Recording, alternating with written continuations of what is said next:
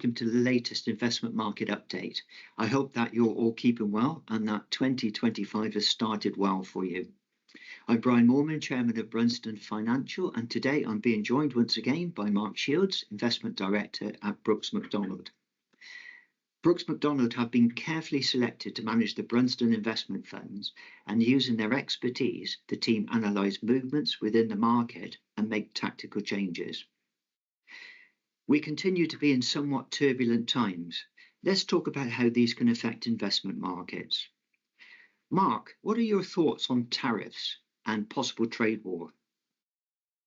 Yeah, hi, Brian. I mean, obviously, this is sort of, a very topical area at the moment, isn't it? Clearly, with President Trump increasingly using tariffs as a tool or a weapon, however you want to sort of think of it, really, in order to maybe try and counterbalance or reassess some of the imbalances that at least Trump and some of his supporters potentially perceive has been bestowed on the US by the growth of the sort of global or the globalization of markets. Whether you agree with that or not is maybe not necessarily the point.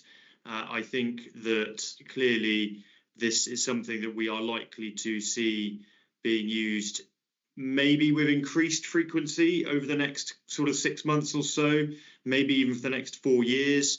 So it's very, very possible, likely, that we're going to hear more about tariffs, about trade wars, and kind of clearly we may well see markets become a little bit volatile off the back of those, as we've seen very recently, where Trump sort of slightly unexpectedly started to talk about levying tariffs on not just sort of the traditional antagonists such as China, but also much more sort of closer neighbours and allies such as Mexico and indeed Canada. So it is obviously something that maybe we need to get used to. We also probably need to try and look through some of this and try to work out how much of this is more of a negotiating tactic than any sort of real desire to actually implement these long-term, or at least implement these tariffs over a longer period of time, whether actually, much like what happened in Trump's previous presidency, that actually some of these tariffs were levied, but then over time were kind of eroded in one way or another through the use of deals, etc. So slightly long-winded answer, but I'm not entirely sure that tariffs are likely to achieve what Trump wants them to achieve, but he is using them in one way or another to try to get what he wants, and I don't think that tactic is going to go away anytime soon. Yeah. What would you say are the broader impacts and concerns with some of Trump's policies? Yeah, I mean, tariffs is obviously one of his main sort of policies that he's looking to introduce at the moment, and clearly they're having an impact. But obviously some of the other policies that he's looking to do are also very likely to have an impact as well. Clearly his crackdown on immigration is already underway. I mean, a lot will sort of depend on how far he actually goes with regards to his threats to deport very large numbers of immigrants that he kind of perceives in one way or another, need to be out of the US.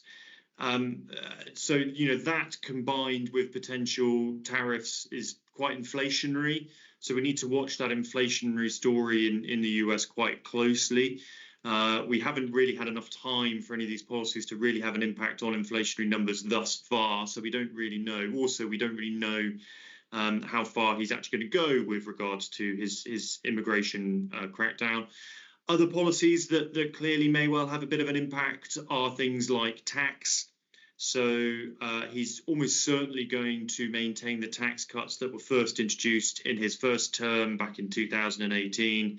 I think these are up for renewal at the end of February, I believe. But there are rumours that he may actually even cut corporation tax even further. And again, that may well have a short-term boost to equity markets, much as it did back in 2018, but there could potentially be a hangover that then sort of materializes later on, again with an impact on inflation and other factors as well that may well lead to some further concerns. The other sort of area really that we're watching quite closely is things like the government expenditure in the US. The fiscal position in the US is not looking terribly healthy at the moment. Clearly, if Trump is talking about basically cutting taxes and spending more, that makes that fiscal situation in the US even worse than it already is. And clearly that may well be another policy that we need to keep an eye on. And that's closely related to this Department of Governmental Efficiency, which Musk is heading up, and how effective that can be essentially to try and make savings in order to pay for these tax cuts and spending plans that he actually has. Okay. So let's just talk lastly then about the impact that this could have on the Brunsdon and general investment portfolios. What are your thoughts there, Mark? Yeah, so I mean, obviously, a lot of this will be very dependent on how far and how fast he actually carries out these policies. Clearly, he may not go as far with the tariffs. He may not go as far with the immigration. He may go further. He may go further with the tariffs. We don't really know. However, our base case at the moment is the most likely impact of what he is talking about doing is going to be inflationary. So we are still very much focused on shorter duration debt, and that is more defensive in nature and therefore less exposed to any sort of further kind of issues with regards to inflation. We also have a little bit of exposure to some inflation-linked bonds in the portfolios as well. Essentially, they provide higher coupons if inflation rises. So, we are sort of reasonably well positioned for that potential for further pressure on the bond market. And indeed, the cautious fund in particular performed quite well, where we saw some pressure on bonds at the end of 2024, the start of this year as well. So, clearly we're not badly positioned for that sort of scenario to develop. In aggregate, within the equity side, we are slightly underweight the US. Whilst we do feel that the US very much has the potential to do well in the near term under Trump, we are sort of keeping half an eye on the longer term story, and we remain a little bit concerned that there are potentials for some of his policies to put some pressure on the equity market down the line. Also, we're concerned with regards to some of the valuation and concentration risk within the US. But we do have quite a bit of exposure to US smaller companies. Again, if we do see a return to these animal spirits, is another one of these terms we've heard thrown about quite a bit, then those are the sort of companies that may well look to benefit the most, especially if we see investor attention move away from areas such as the Mag 7. We also remain broadly in line with Europe, but actually I think we may slightly reduce our exposure to Europe. It's something we're talking about at the moment, just because we feel that Europe is another potential tariff target for Trump. He's kind of quite explicitly stated that he does not like the EU at all, and he may well start to target the EU quite aggressively. But we don't have much exposure there. So again, I think that's probably the right call. We are slightly overweight the UK. Again, this is partly on valuation bias or basis, but also actually the UK arguably is likely to be less of a target for any of the Trump policies that we have been talking about.